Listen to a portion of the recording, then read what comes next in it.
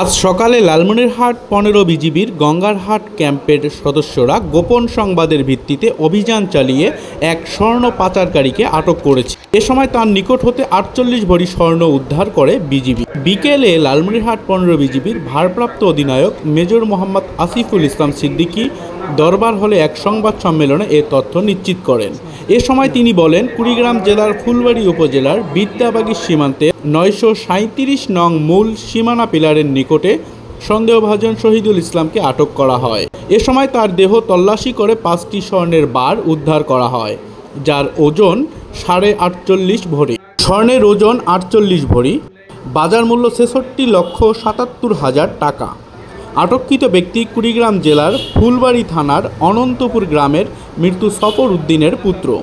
আটককৃত ব্যক্তিকে কুড়িগ্রাম থানায় ও জব্দকৃত স্বর্ণগুলো ট্রেজারি অফিসে জমা করা হয়েছে। প্রেস ব্রিফিংয়ে স্বাগতম জানাচ্ছি। আজকের একটি বিশেষ ঘটনা আপনাদের। আসসালামু আলাইকুম। প্রশ্ন আছে না? যে মালখানা রয়েছে ডিসি অফিসে, সেই মালখানাতে নিয়ে যাওয়া হবে এবং সেখানে অধিনায়কের উপস্থিতিতে প্যাকেটটি খুলে ৫টি স্বর্ণের বার উদ্ধার করা হয়।